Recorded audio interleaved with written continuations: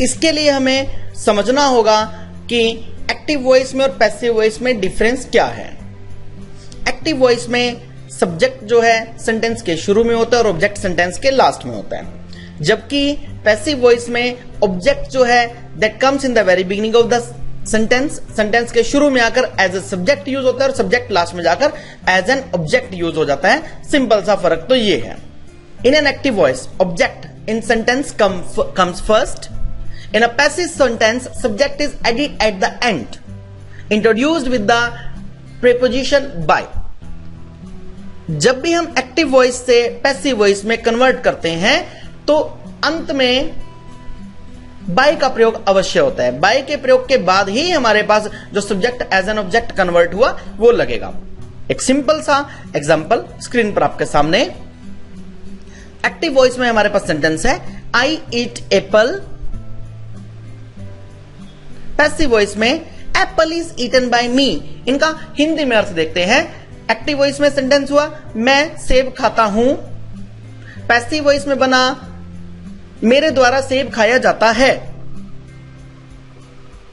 यानी कि अगर आप पैसिव वॉइस में ध्यान से देखें तो एप्पल सेंटेंस के शुरू में आ गया, यानी सिंपल सी बात है कि जो सेंटेंस के लास्ट में शब्द लगा था उसको हम उठाकर शुरू में ले आए।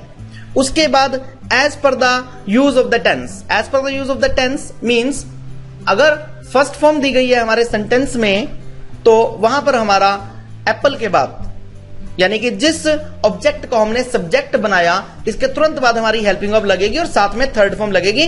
हमेशा एक बात याद रखिएगा जी, जब भी हम पैसिव वॉइस बनाएंगे पैसिव वॉइस में हमेशा और हमेशा वर्ब की थर्ड फॉर्म का प्रयोग होगा। और थर्ड फॉर्म लगने के बाद बाय लगा, बाय के बाद हमारा जो सब्जेक्ट है वो ऑब्जेक्ट के रूप में कन्वर्ट हो गया, यानी आई जो है हमारा मी में कन्वर्ट हो गया। एक्टिव वॉइस और पैसिव वॉइस में आधारभूत डिफरेंस क्या है?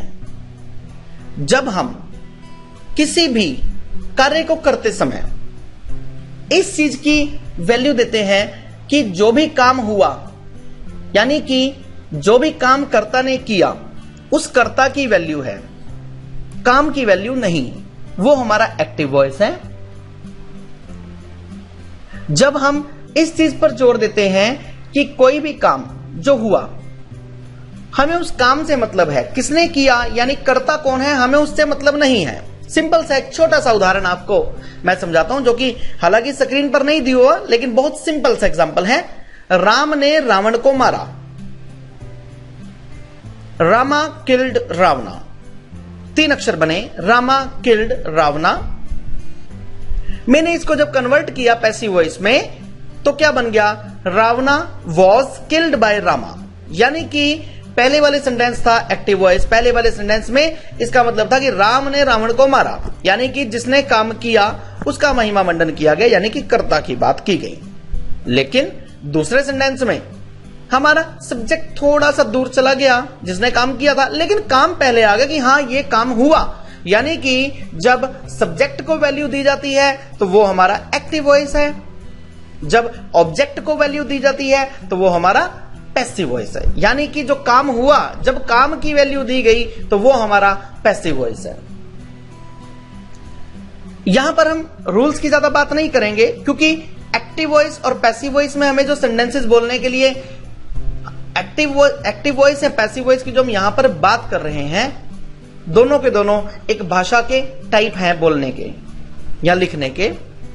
हम किसी भी प्रकार से लिख सकते हैं, बोल सकते हैं। जब हम एक्टिव वॉइस को पैसिव वॉइस में कन्वर्ट करते हैं ये भाषा पर हमारी मजबूती, हमारी पकड़ को प्रकट करता है। जो भी हमने आज तक टेंसेस सीखे, इन सभी टेंसेस को, जो भी आपको टेंसेस के रूल से याद है, यानी कि प्रेजेंट इंडेफिनिट में वर्ब की फर्स्ट फॉर्म का यूज, पास्ट इंडेफिनिट में वर्ब की सेकंड फॉर्म का यूज, फ्यूचर इंडेफिनिट में विल शैल प्लस वर्ब की फर्स्ट फॉर्म का यूज, इस तरह से जो भी हम टेंसेस या सो ऑन जितने भी हम टेंसेस या उनके सब पार्ट्स की जब हम बात करते हैं, ये जितने भी हम टेंसेस सीखते आए हैं सभी के सभी एक्टिव वॉइस हुआ करते हैं। इन टेंसेस को जब पैसिव वॉइस में हमें कन्वर्ट करना हो उसका मेथड हम अभी आगे सीखेंगे। उससे पहले एक बार प्रेजेंट इंडेफिनिट, पास्ट इंडेफिनिट और फ्यूचर इंडेफिनिट का एक पोस्ट व्यू देखते हैं, एक बार आपको रिमाइंड कराते हैं। एग्जाम्पल देखिए, आई ईट एप्पल एवरी डे, मैं हर रोज सेब खाता हूं। आई एट एप्पल यस्टरडे, मैंने कल सेब खाया। आई शैल ईट एन एप्पल टुमारो, मैं कल सेब खाऊंगा। फ्यूचर इंडेफिनिट का सेंटेंस हुआ।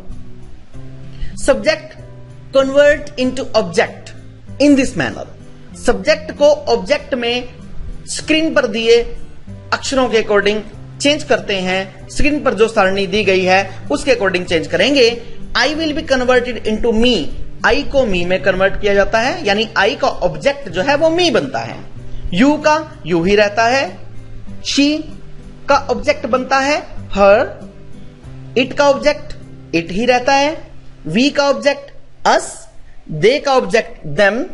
ही का ऑब्जेक्ट हिम। और हु का ऑब्जेक्ट हुम। अब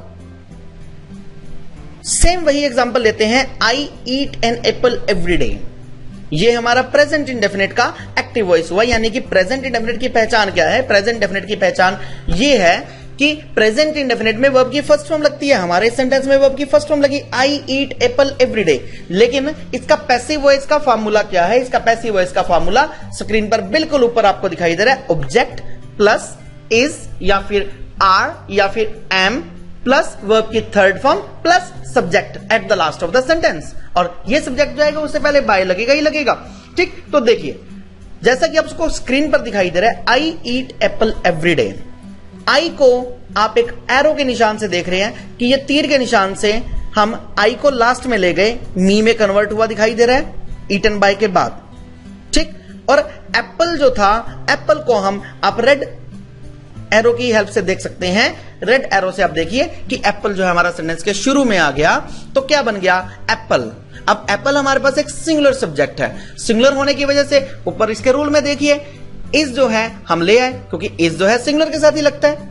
ठीक, एप्पल इज। अब ये भी तय है कि इज, एम या आर, इनमें से एक हेल्पिंग वर्ब लगाने के बाद हमें वर्ब की थर्ड फॉर्म लगानी, तो हमने eat, ate, eaten. Eaten is the third form, हमने यहां पर थर्ड फॉर्म लगा दी। Apple is eaten. ठीक, अब इसके बाद बाय लगेगा, क्योंकि जो हमारा लास्ट में ऑब्जेक्ट आया, सब्जेक्ट जो हमारा ऑब्जेक्ट में कन्वर्ट हुआ, आई को हमने मी में कन्वर्ट किया, तो मी जो है उससे पहले बाय लगेगा ही लगेगा। तो क्या बन गया? एप्पल इज ईटन बाय मी। और लास्ट में हमने लगा दिया एवरीडे, कि मेरे द्वारा हर रोज सेब खाया जाता है। कुछ और एग्जाम्पल देखेंगे सेम यही उदाहरण को अपने सामने रखते हुए। Formula is M R plus third form of the verb. Ram takes tea daily, tea is taken by Ram daily. They read newspaper every day. Newspaper is read by them every day. They go to market every Sunday. Market is gone by them every Sunday. Police catch the thief every month. Thief is caught by police every month. They always welcome Sita in their house. Sita is always welcomed by them in their house. They eat light food every night. Light food is eaten by them every night. They read books in library every day. Books are read by them in library every day. Government takes required steps to stop dengue every year. Required steps are taken by the government to stop dengue every year. Mr. Umesh teaches English every day in school. English is taught by Mr. Umesh every day in school. Children love rainbow. Rainbow is loved by children. Now give at least 5 examples of passive voice in your speaking. This topic is not related to passive voice, but now on we start 2 topics per day. This is second topic of the day. अब हम बात करेंगे कुछ ऐसे orders की, request की और suggestions की, यानी कि कुछ आदेश, कुछ प्रार्थना यानी रिक्वेस्ट और कुछ सुझाव। इस प्रकार के सेंटेंसेस को बोलना बहुत आसान है। हमारी रोजमर्रा की लाइफ में, दैनिक दिनचर्या में हम इन वाक्यों को बहुतायत में यूज करते हैं। जैसे open the door, come here, remember me, go there, open the window, switch off the fan, switch on the fan, क्या आपने इन वाक्यों में एक बात नोटिस की कि सभी के सभी वाक्यों के शुरू में वर्ब की फर्स्ट फॉर्म लगी हुई है? ध्यान से देखिए दोबारा से। ओपन द डोर, वर्ब की फर्स्ट फॉर्म शुरू में ओपन। कम हियर, वर्ब की first form come. Remember me, first form remember. Go there, go first form. Open the window, open first form. Switch off the fan, switch off first form. Switch on the fan, first form. इस प्रकार से हम sentence के शुरू में verb की first form लगाएं और उसके बाद रेस्ट ऑफ द सेंटेंस लगा दें। वेरी सिंपल, हमारे ऑर्डर, रिक्वेस्ट और सजेशंस वाले सेंटेंसेस बन जाएंगे। बाकी सेंटेंसेस को डिस्कस करते हैं। Speak the truth, drive the car, come to meet me, speak truth, do the right works, water the plants, change the clothes, forget him, show your book, answer quickly, speak clearly, always sit here, stand here, eat mango, ask me, contact her, always give the straight answer, always speak loudly.